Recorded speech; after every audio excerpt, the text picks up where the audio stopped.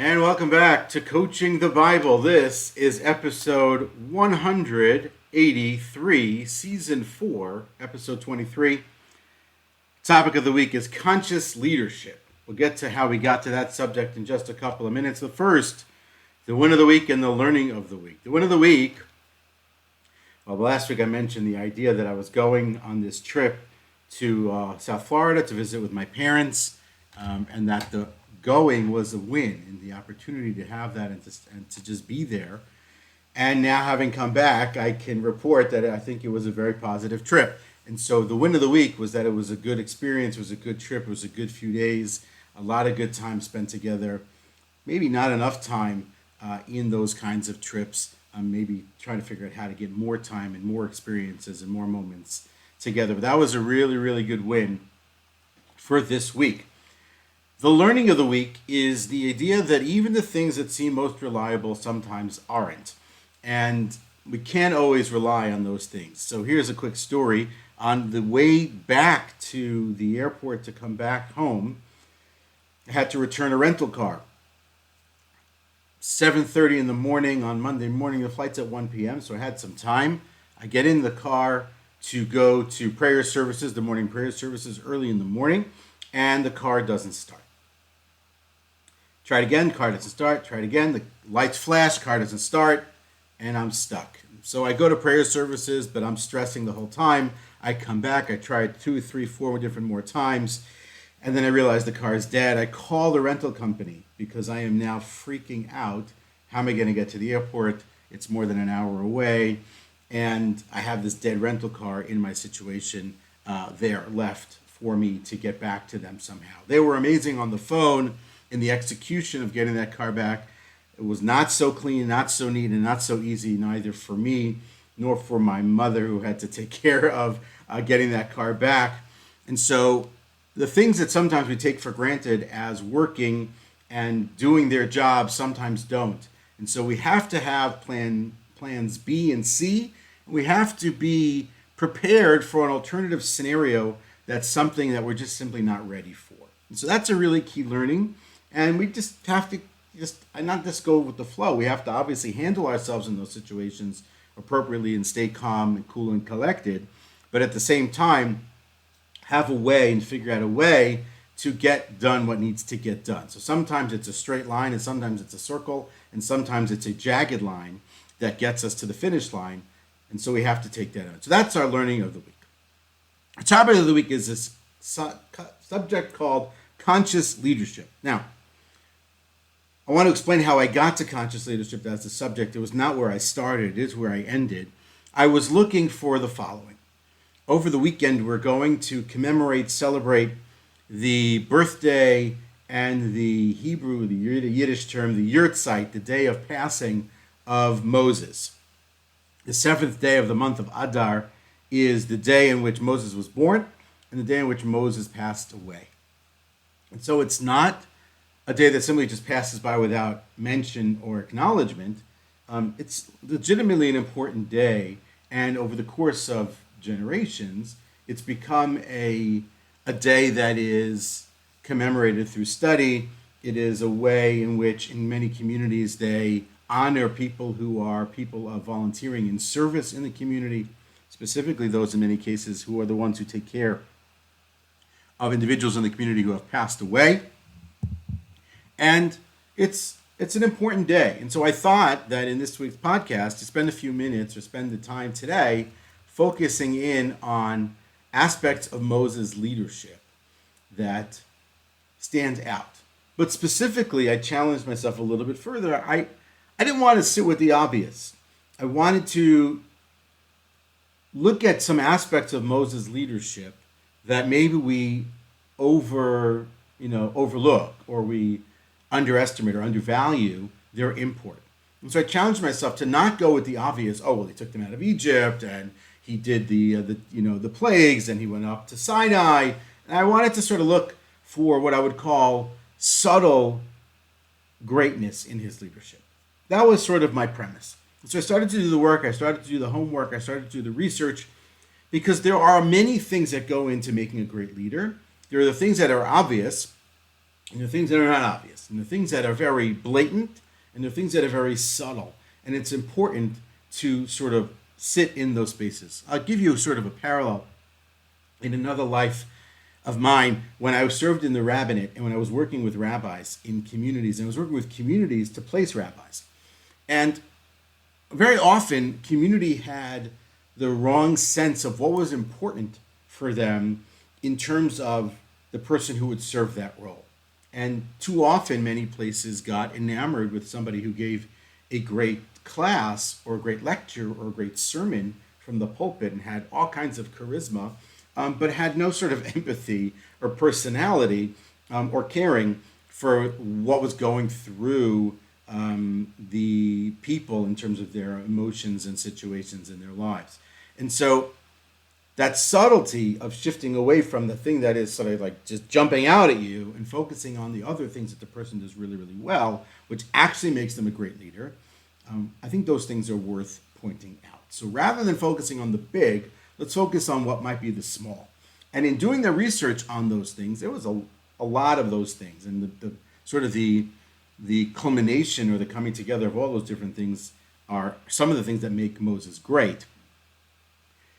Got me to this concept called conscious leadership. And I got there ultimately through ChatGPT, because once I pulled these different ideas together, I was curious if there was something like a leadership concept that brought them all together, and ChatGPT shared with me the concept of conscious leadership. Now, I think I had heard of it before, but I never really did any sort of research or homework or reading articles and things like that, or listening to talks on the subject.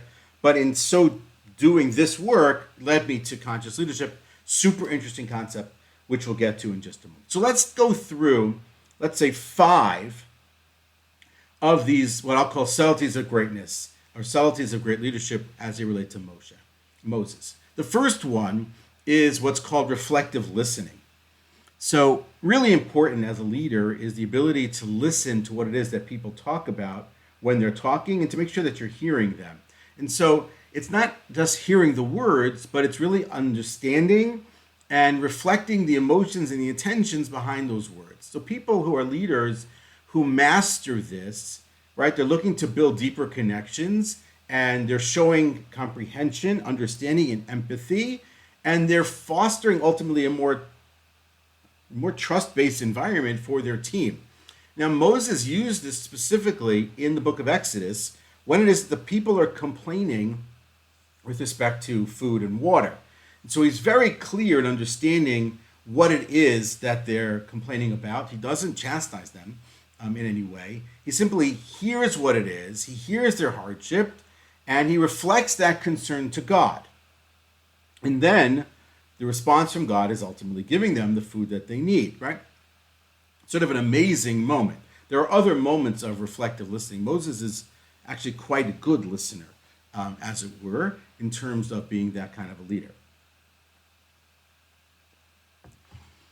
And so I wanted to share like a real world example of this, and what popped up in sort of doing some research I thought was interesting, because I never really quote her, is Oprah Winfrey. There's a very famous interview that Oprah conducted with Lance Armstrong after it became clear that Lance Armstrong was a doper and that he'd been using performance-enhancing drugs, and how she handled that conversation in his answers and unpacking his answers and making sure that she understood his answers so as not to put words in his mouth, but rather to make sure that she was understanding him and that the audience could understand him and therefore appreciate all that was going on underneath what it was that he was saying. So the emotional and personal connotations and undertones of what was going on in that. And as a leader, you can train this. You can train people on reflective listening. And there are a lot of examples of it. We can't get through it because we don't have enough time to go through all of it. So that's one, reflective listening. Two, I think with respect to Moses, is what I'll call strategic vulnerability. We talked a lot early on in Coaching the Bible about the idea of vulnerability. It's where the leader shares their own insecurities and doubts in a way that fosters connection and authenticity. It's not simply you just saying, I'm not good at this, I'm not good at that, and I'm not good at another thing. Like, don't have like a humble brag about all the things you stink at. I think a lot of the people on your team know the things that you're not good at, but it's the stuff that typically you don't share with your team or your family or your spouse, that when you do share them and it's in the right place in the right time, is very powerful as it relates to the people. Moses does this right up front. He simply tells God, like, look, I don't think I can do this job. Now, yes, it's God asking. We've talked about this before. The audacity to say no to God in that moment is unbelievable. But Moses doesn't feel confident in his ability to lead in that space. And so he's very open to, and the text is very open to that part of his insecurity, of his vulnerability in that space.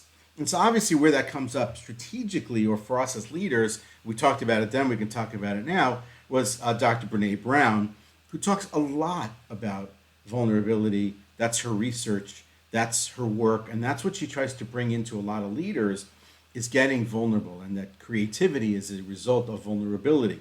And so to create the right environments for ourselves and the success of the people around us, strategic vulnerability is very important. And again, practicing wise, to practice this is really, you can try this by, creating a culture of openness by having people share their instances where they failed or where they had doubt or their big learnings, right? We talk about learnings as our failures. It's a very beautiful way to get into the vulnerabilities that people have. So that's number 2. Number 3 is what we'll call adaptive resilience. Adaptive resilience is about learning and growing and evolving in response to challenge. It allows a leader to lead through change, using obstacles as springboards for innovation and ensuring that the organizations thrive in adversity. So there's a way to go about being resilient in these situations in the course of work and being adaptive in it. It's not the same way every time, but it's sort of navigating those moments and being able to be really strong in those very difficult moments. In the course of time, Moses shows this quality over the course of 40 years of leadership. You can't lead the people the same way on day 1 as you do in year 40. So the way Moses handles year 1 in Egypt, leaving Egypt, in the desert, crossing the sea, at Sinai, and through that entire period is not the same person and not the same manner of leadership as he might be in year 39 and year 40 when you have different moments of challenge. And so it's important to appreciate that. So in the 4th book of the Bible, in the book of Numbers, you get many of those different challenges that Moses goes through, the rebellious people in those moments, and you see how he handles those crises. So I think that that's an important thing. So the example there from a real world is they talk a lot about Satya Nadella, who I've mentioned once or twice over the last number of weeks, as the CEO of Microsoft. And by shifting gears with respect to the company's focus in terms of the work product and the things that they produce, so he's bringing massive change and creating this very new and different kind of culture and innovation at a company that had been focused in a specific way. And to get them to be adaptive and them to be sort of very resilient in the world that exists now. The company is not the same company that was in the 80s or the early 90s when it dominated certain aspects of computing, but it's shifting. And as it continues to shift, it continues to develop this sort of callousness of culture and its ability to be able to handle those kinds of moments. That's 3. Number 4, which we mentioned before also, a lot of these we've mentioned at some level, but I think it's important to bring them all together, is inclusive empowerment. Moses is really good about getting a leadership system and a leadership team in place where, even though we think of and we know of Moses as the great leader of the people, he does employ a lot of other people in leadership roles. We talked once about the entire judge system that was implemented through the advice of his father-in-law Jethro. We have Joshua leading into battle. We have Aaron leading in the temple. We have the elders, the 70 elders that are brought in. You have the leaders of the tribes. There's an entire system in place of leadership, which is super crucial and valuable and important, that gets people deeply united, wrapped around and connected around the same themes and ideas and goals, and using their talents and their skills towards those North Stars and those goals that are out there. An amazing accomplishment. Again, we think of Moses as the leader, but when you realize what's in place and how many people play leadership roles, you realize it's not a small number of people. And so the example here from the real world is very much the one, again, I mentioned her a couple of times, Indra Nooyi, who was the CEO of PepsiCo for a period of time, and very much was about performance. Her term was performance with purpose.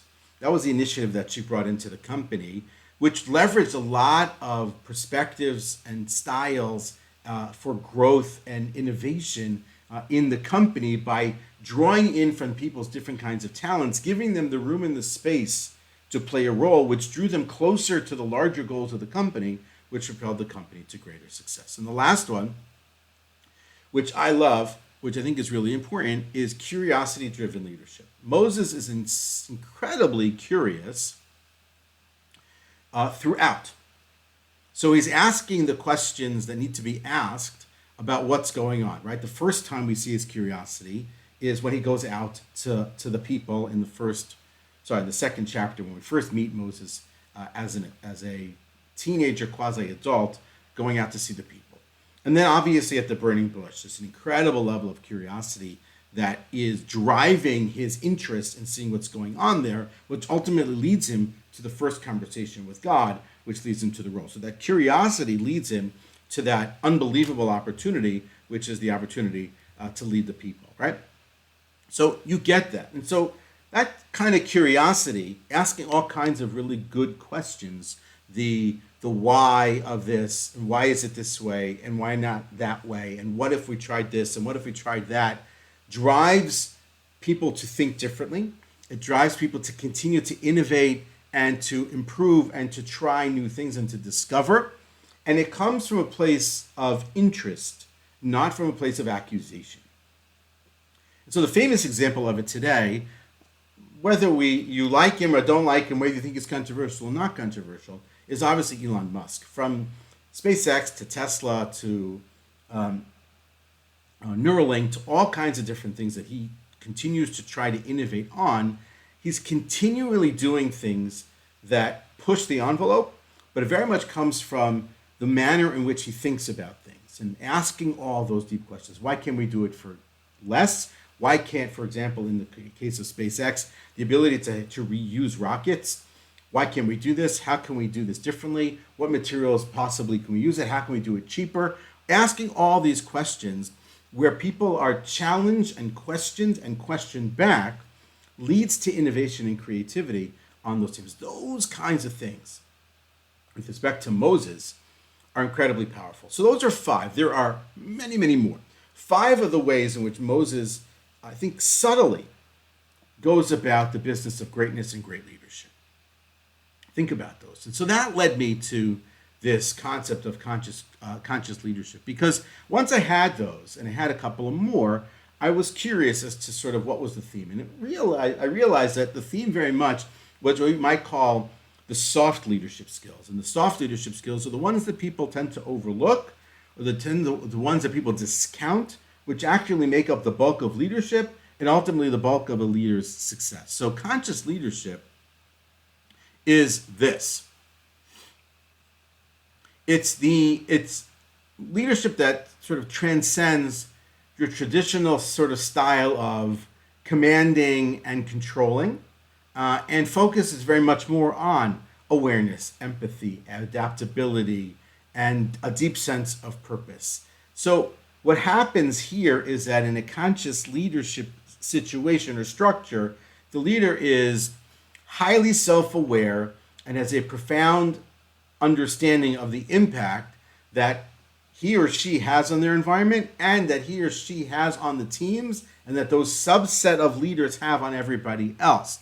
And so by doing it this way, it's not simply just that you're strategic and results oriented, you're also leading with values, you're leading with good intention, you're leading with ethics, and you're simply creating a more positive culture of good around a culture of corporate, which is ultimately leading towards results. And so that kind of thing is incredibly powerful, and amazingly is an quote unquote an innovative style of leadership for today. So in doing further research on this subject, I came across something called the 15 Commitments of Conscious Leadership, a new paradigm for sustainable success. And this was promoted and brought to bear by Jim Detmer, Diana Chapman, and 𝘰𝘁𝗃 𝗏. And they have a group called the Conscious Leadership Group, which goes about coaching and consulting leaders and companies around the principles of conscious leadership. And so the one thing I wanted to simply mention was what they call the 4 questions to ground yourself as a conscious leader. If you want to be a conscious leader, if you want to act that way, if you want to develop and build your team and your company in that manner, these are the 4 questions that a person should be asking themselves. Number 1 is, where am I? So in one of their presentations, they talk about location, location, location, right? So the way they sort of structure it is, am I above the line or below the line? In every moment, a leader is above the line or below the line. And in so doing, this is where we begin the conversation. Where am I? Am I above the line? Am I looking to be open? Am I looking to succeed? Am I looking to learn? Am I looking to be, ready for anything that's coming my way that's for good? Or am I below the line where I'm defensive and I feel like everything is negative and I'm seeing failure and I'm not looking to learn or to grow?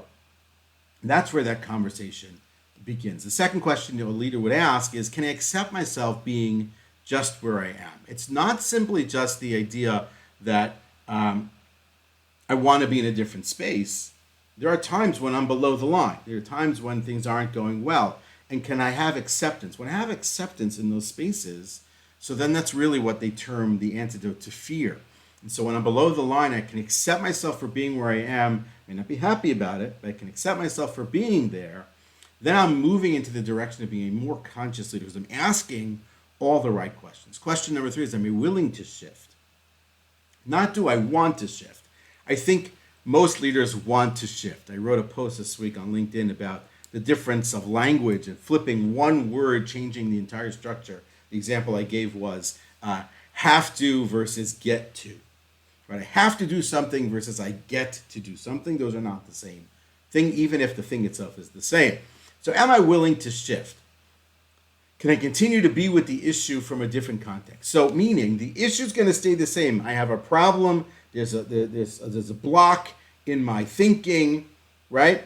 But I can approach that same issue from below the line or above the line, from a place of positivity, openness, growth, and learning towards success, or a place of defensiveness, negativity, and the space of basically failure.